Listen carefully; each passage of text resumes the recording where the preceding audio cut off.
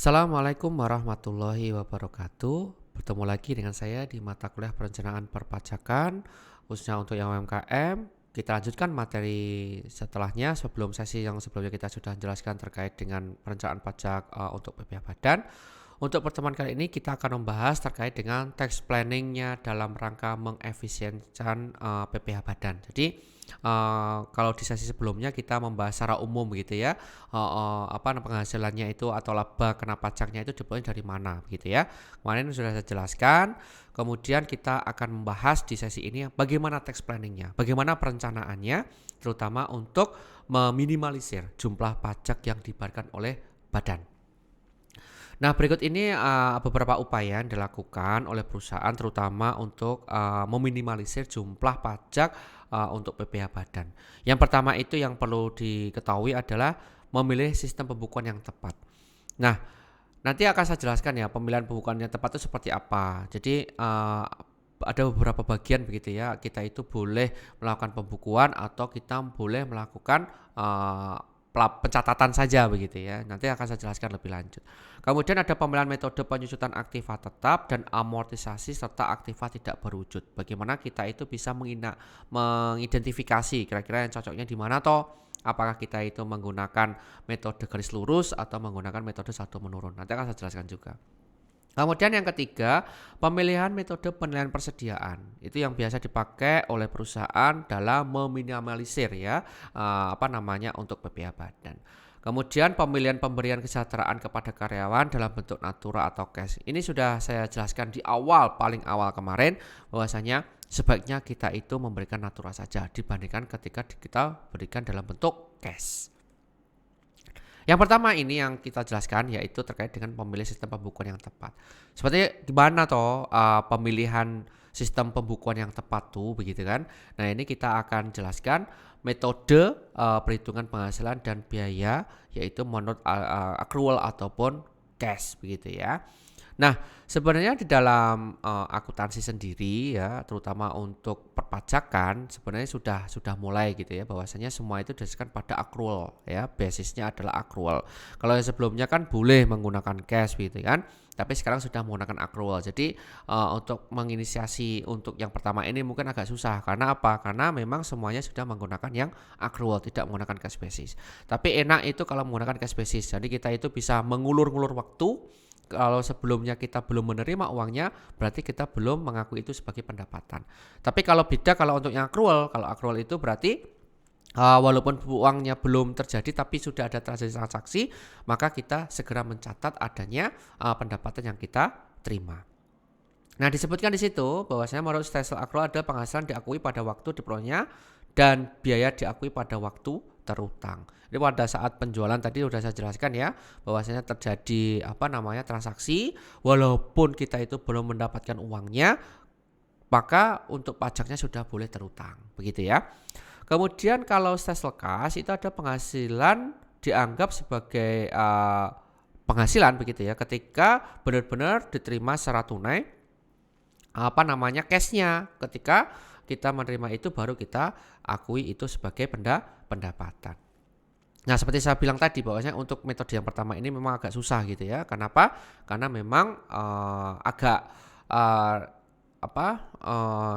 mengidentifikasinya begitu ya. Untuk yang menggunakan cash basis itu susah karena semuanya sudah menggunakan yang accrual. Kemudian yang kedua, itu adalah analisis perbandingan pembukuan dengan pencatatan. Ini yang teman-teman juga bisa. Anda masuk kategori apa? Apakah Anda itu masuk kategori yang UMKM begitu ya, atau kategori yang sudah masuk PTKP atau belum begitu ya. Kalau masuk PTKP berarti omset Anda lebih dari 4,8 miliar. Tapi kalau misalkan kurang dari itu maka lebih baik melakukan namanya pembukuan begitu ya. Nah, ini pembukuan dan pencatatan apa sebenarnya yang membedakan itu? Nah, di sini disebutkan yang dikatakan sebagai pencatatan itu terdiri atas data yang dikumpulkan secara tertentu tentang peredaran atas penerimaan bruto dan atas penghasilan bruto yang digunakan sebagai dasar untuk menghitung jumlah pajak yang terutang, termasuk penghasilan yang bukan objek pajak dan atau yang dikenakan pajak bersifat final. Itu adalah pencatatan. Artinya kalau misalkan pencatatan itu kita nggak perlu membuat laporan neraca begitu ya, laba rugi, perubahan ekuitas seperti itu. Kita nggak perlu. Cuma dia mencatatnya berapa peredaran brutonya. Dapatnya dari mana penghasilannya, termasuk dari pajak yang dikenakan final itu apa saja. Nah, itu biasanya dilakukannya untuk yang perusahaan yang omsetnya kurang dari 4,8 miliar per tahun. Nah, itu boleh diberikan keleluasaan, kebebasan untuk memilih itu gitu ya. Nah, kalau misalkan lebih dari itu bagaimana? Ya, kalau lebih dari itu maka Anda wajib menggunakan namanya pembukuan. Berarti Anda harus mulai mencatatnya, kemudian diposting dalam buku besarnya, terus kemudian dibuatkan jurnal penyesuaiannya sampai dibuatkan laporan keuangannya seperti itu ya. Ada laba rugi, ada neraca, ada perubahan ekuitas ataupun arus kasnya seperti itu. Nah, kita bisa membandingkan nanti kalau Anda itu melakukan pencatatan atau pembukuan. Kalau untuk yang pencatatan seperti apa? Nah, ini diestimasikan ya bahwasanya untuk yang pencatatan dulu. Kalau untuk yang pencatatan misalkan penghasilan brutonya sebesar 900 juta. Kalau pencatatan kita nggak tahu ada biaya-biayanya dari mana saja, kita tidak tahu begitu ya. Kenapa? Karena Anda mencatat omsetnya berapa begitu ya, yang dikenakan pajaknya berapa saja itu dikenakan di sini. Kemudian laba bersih usaha itu sebesar 495 misalkan ya, karena kan tanpa dikurangi begitu ya. Nanti akan ketemu PTKP-nya misalkan diketahui tenaga kerjanya itu sebesar 18.450.000. Maka penghasilan kena pajaknya sebesar 476.520.000. Inilah PKP-nya ya untuk kalau kita menggunakan metode pencatatan. Tapi untuk PBH terutangnya jadinya ketika sudah dihitung berdasarkan tarifnya yaitu tarif 22% begitu ya, yaitu sebesar 23.826.000. Itu kalau menggunakan metode pencatatan. Berbeda kalau kita menggunakan pembukuan. Berarti kalau pembukuan itu berarti kita itu mulai mencatat mulai dari awal begitu ya sampai nanti membuat laporan keuangannya. Bagaimana cara perhitungannya? Kalau penghasilan brutonya 900 juta maka biaya 3M. 3M itu berarti yang memotong, memungut, membayar ya. Yang memelihara, terus kemudian mendapatkan, memelihara, dan membayarnya. Itu sebesar 720 juta. Itu masuk kategori biaya-biayanya itu apa saja begitu ya. Kemudian laba usahanya ketika itu 900 dikurangi 720 juta yaitu sebesar 180 juta. Maka PTKP-nya sama ya, yaitu sebesar 18.480, maka PKP-nya itu menjadi 160.520. Maka PPh terutangnya sebesar 8.076.000. Jadi sebenarnya itu lebih efektif ideal mana? Yaitu kita membuat pembukuan. Tapi kadang membuat pembukuan bagi perusahaan itu repotan sendiri begitu ya, akan menambah cost sendiri, menambah masalah sendiri, menambah SDM sendiri begitu ya. Karena pembukuan itu mulai dari awal sampai akhir itu dicatat. Beda kalau pencatatan saja. Kalau pencatatan itu hanya pada penghasilan brutonya berapa, pajak PBH final dikenakan berapa. Nah, itu habis itu dikurangkan akan ketemu berapa penghasilan kena pajaknya. Itu sebenarnya pilihan, Anda boleh mana, Anda menggunakan pencatatan atau pembukuan. Tapi kalau misalkan omsetnya lebih dari 4,8 miliar, maka dia wajib menggunakan pembukuan. Tapi kalau misalkan kurang dari 4,8 miliar, maka dia boleh melakukan namanya pencatatan.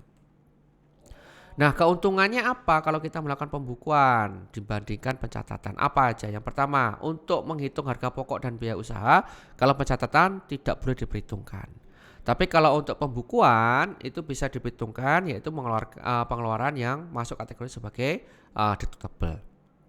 Kemudian kompensasi kerugian itu tidak boleh diperhitungkan. Tapi kalau untuk pembukuan bisa dikompensasikan pada tahun berikutnya. Kemudian penetapan hasil kena pajak itu kalau pencatatan sesuai norma perhitungan penghasilan neto. Kalau pembukuan sesuai kondisi real yaitu penghasilan pengeluaran deductible. Bila perusahaan mengalami kerugian, kalau menggunakan metode pencatatan itu PPh harus tetap dibayar sesuai dengan norma. Tapi kalau melakukan pembukuan, kalau misalkan itu rugi, itu PPh-nya langsung nihil atau enggak dikenakan pajak. Itulah keuntungan kita itu membuat pembukuan dibandingkan kalau kita membuat pencatatan. Tapi sebenarnya itu pilihan gitu ya. Anda menggunakan yang pencatatan ataupun pembukuan itu pilihan. Tapi didasarkan pada teori itu lebih baik menggunakan pembukuan dibandingkan pencatatan. Kemudian pemilihan metode penyusutan aktiva tetap dan amortisasi atas aktiva tidak berwujud itu pun juga menjadi pilihan begitu ya untuk melakukan tax planning terutama untuk PPh badan. Kenapa? Karena untuk penyusutan sendiri itu kan mesti ada dihitung baik itu di akuntansi maupun di pajak itu untuk penghitungan penyusutan atau depresiasi ya kalau kita istilahkan atau amortisasi itu perlu dihitung. Cuma perhitungannya berbeda. Kalau di dalam pajak itu kita menggunakan tarif gitu ya. Tapi kalau untuk yang di komersial itu untuk menghitung depresiasi adalah dari harga perolehan dikurangi dengan umur ekonomis dibagi dengan umur ekonomis begitu ya. Itu nanti akan diperoleh begitu ya penyusutannya per tahun kalau kita menggunakan garis lurus seperti itu. Nah, di dalam perpajakan itu ada dua begitu ya, yaitu menggunakan metode garis lurus dan menggunakan saldo menurun ya. Tapi kalau di dalam akuntansi komersial itu banyak macamnya, tapi yang paling sering dipakai itu menggunakan garis lurus ataupun saldo menurun. Nah, berdasarkan Undang-Undang Nomor 7 Tahun 1983 dan terakhir itu diubah dari Undang-Undang Nomor 36 Tahun 2008 mengenai pajak penghasilan, di mana metode penyusutannya itu diperbolehkan hanya ada dua ini ya.